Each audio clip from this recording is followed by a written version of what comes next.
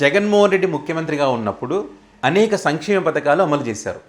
ఆ సంక్షేమ పథకాలు దీనివల్ల ప్రజలు సోమరిపోతులవుతారు, రాష్ట్రం శ్రీలంక అవుతుందని చెప్పి పెద్ద ఎత్తున విష ప్రచారం చేశారు. తర్వాత ఎలక్షన్కి ముందు ఈ జగన్మోహన్ రెడ్డి ఇచ్చే పథకాలన్నీ మేము ఇస్తాం, అంతకన్నా ఎక్కువగా ఇస్తాం, కాబట్టి మాకే ఓట్లు వేయండి అని చెప్పి చివరికి మళ్ళీ ఎన్నికల్లోకి వెళ్ళినటువంటి పరిస్థితి.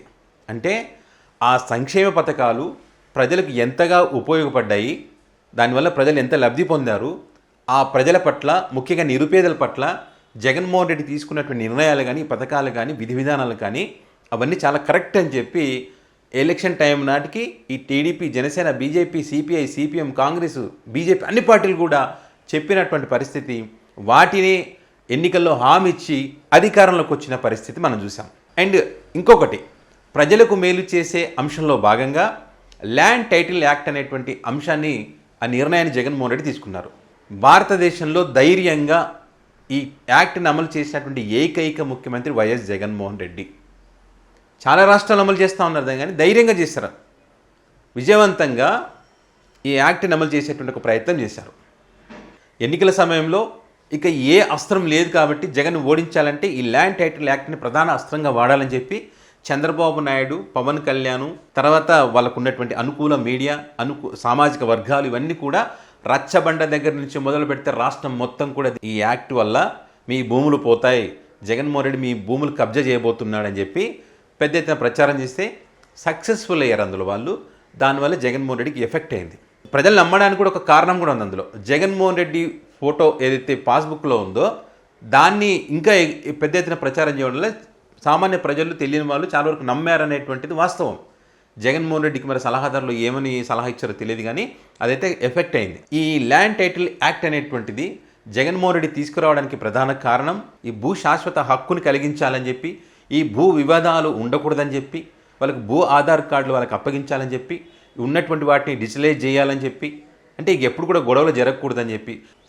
ఇక తగాదాలు మనం చూస్తారండి, ప్రతి పల్లెటూరులో భూమి తగాదాలకు సంబంధించి తలలు పగలు కొట్టుకున్నటువంటి పరిస్థితులు మనం చూసాం, కోర్టులకు ఎక్కినటువంటి పరిస్థితి చూసాం, పెద్ద మనుషుల దగ్గర పంచాయతీలు పెట్టినటువంటి పరిస్థితి చూసాం.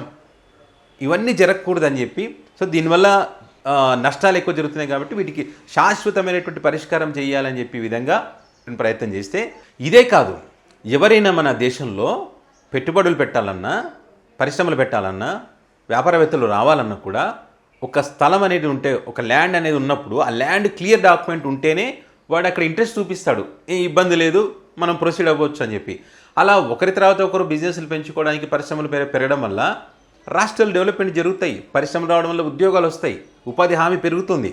వీటన్నింటికి ఉపయోగపడే విధంగా ఆ బలమైనటువంటి చట్టాన్ని అమలు చేయాలనేటువంటి ఉద్దేశంతోనే దాన్ని గట్టిగా అమలు చేశారు. జగన్మోహన్ రెడ్డికి నష్టం కలగాలి, జగన్మోహన్ రెడ్డి ఓడించాలనే ఉద్దేశంతో ఈ యాక్ట్ గురించి ప్రజలకు తప్పుడు సంకేతాలు తీసుకెళ్ళి వాళ్ళు ఎన్నికల్లో లబ్ధి పొందారు. కానీ మరి జగన్మోహన్ రెడ్డి నష్టం చేశారని ఆనందంలో ఉన్నారు. కానీ వీరు చేసినటువంటి దుర్మార్గమైనటువంటి పని వల్ల ఈరోజు ఆంధ్రప్రదేశ్ రాష్ట్రం నాశనం అయ్యేటువంటి పరిస్థితి వచ్చింది. ఆంధ్రప్రదేశ్ ప్రజలు నష్టపోతున్నటువంటి పరిస్థితి ఉంది.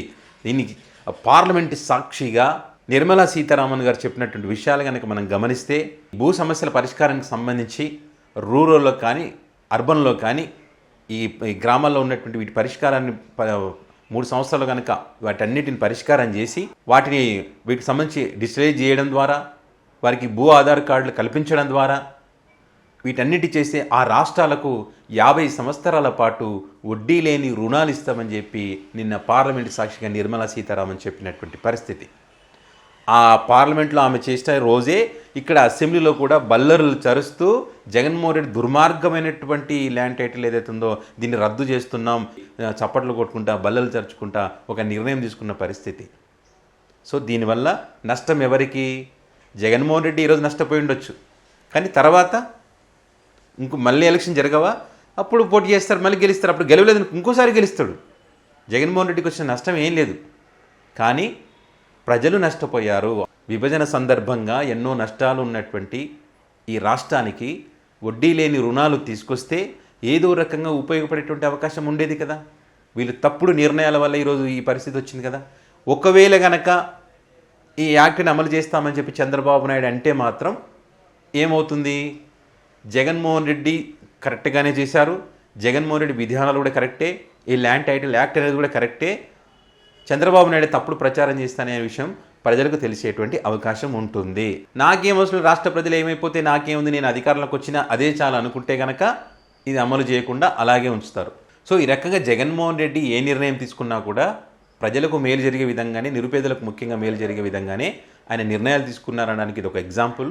సో ఇది ల్యాండ్ టైటిల్ యాక్ట్కి సంబంధించి జగన్మోహన్ రెడ్డి తీసుకున్నటువంటి ఒక నిర్ణయం మంచిదనేటువంటి అభిప్రాయాలు ఉన్నాయి. దానికి కేంద్రం కూడా పార్లమెంటు సాక్షిగా చెప్పినటువంటి పరిస్థితులు చూడండి. అంటే వాళ్ళు చెప్తా ఉన్నారంటే ఇది అమలు చేస్తే మీకు వడ్డీ లేని రుణాలు ఇస్తామనంటే మరి ఆ యాక్ట్ అనేటువంటిది ఎంతవరకు ప్రజలకు ఉపయోగపడుతుంది అనేటువంటి విషయాన్ని మనం అర్థం చేసుకోవచ్చు.